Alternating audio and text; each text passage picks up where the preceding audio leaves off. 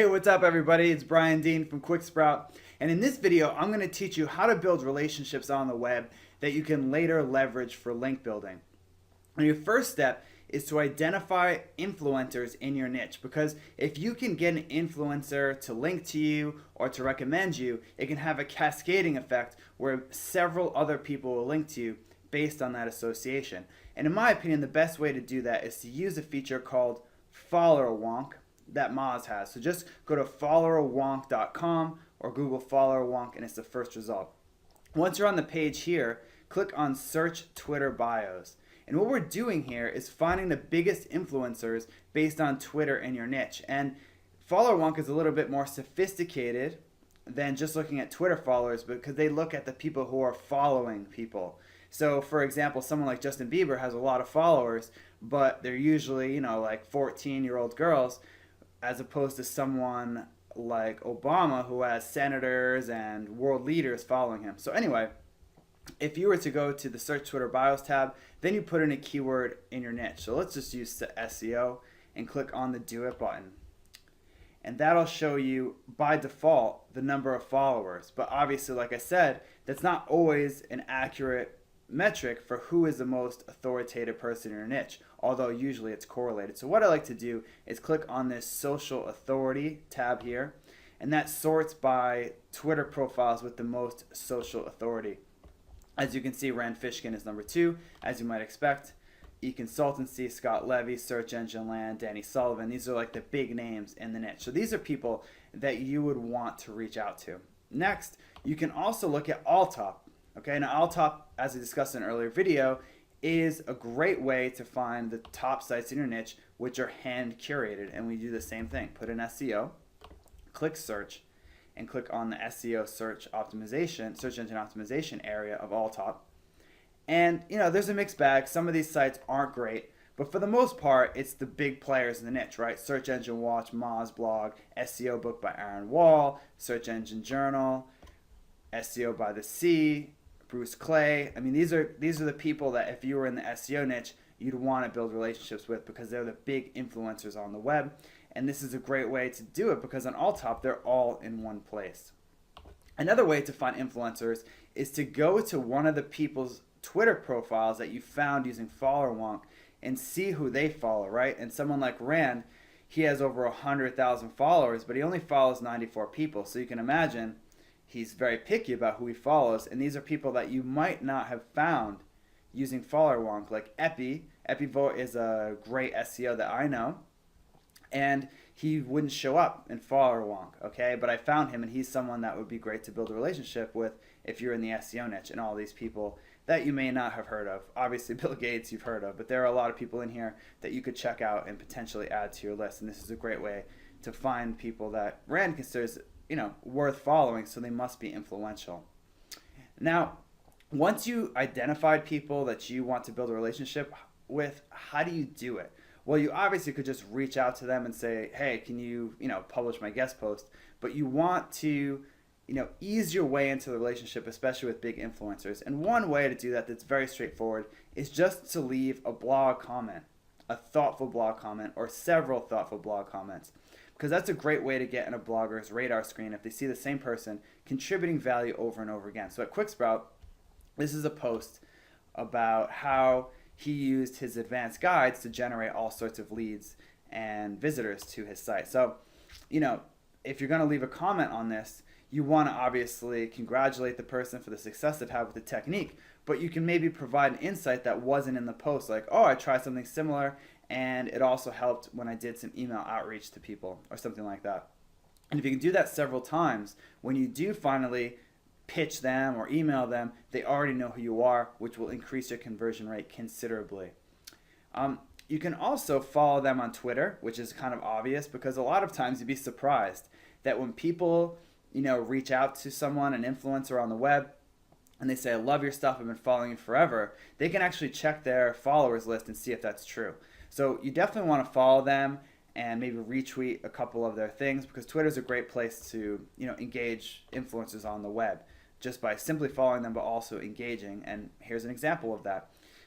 One of the better ways to get on their radar screen, in addition to blog comments, is to respond to questions that are tweets. And in this case, we're talking about Audience Bloom, which is an SEO link building firm, and they ask a lot of questions on their Twitter page, right? Are you integrating each of the 3 pillars of SEO into your marketing campaign? How often do you post to your company blog? And of course, some non-question tweets, but quite a few. And a great way to engage with this person would be to hit reply and put in something that, that you think is valuable. Yes, it has, or no, it hasn't. And it doesn't have to be anything mind-blowing, but it's just a way to get on their radar screen. So then when you do the next step, which is reaching out and emailing, this person doesn't see this as a cold email. You have a place in their mind, okay? And this is how I would reach out to someone. I would just, make sure you stroke their ego a little bit and say that I love your last post. Don't ask for anything in the first email. Just give them a compliment. And a lot of times, even busy people like Neil or Rand Fishkin who I've emailed, they'll reply and say thanks for your message. And later down the road, if you want to contribute some sort of value in exchange for a link, you can do that. And that's what we're going to talk about next.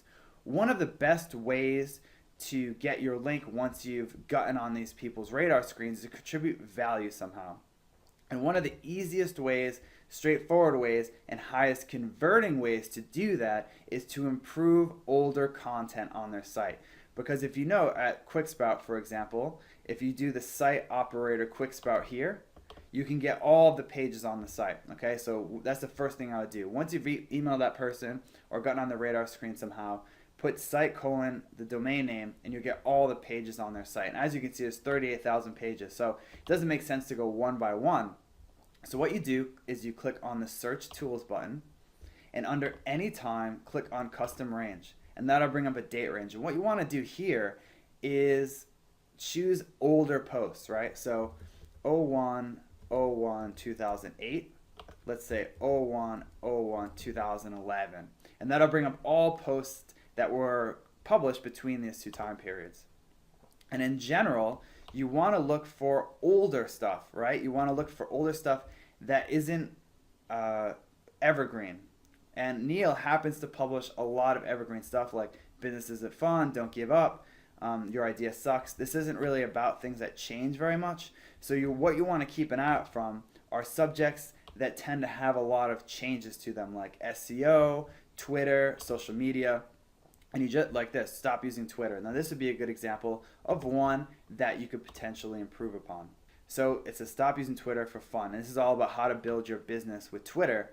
Now, probably a lot of this is evergreen content, but for example, this Twitter feed and TwitThis, these particular services may not be functioning anymore, or there might be a better one out there, right? Like Twitter feed, Buffer is a great option to schedule tweets. So you might be able to email him and suggest some improvements. So what you do is you don't ask for a link or recommend your link. You just recommend some sort of improvement on their site.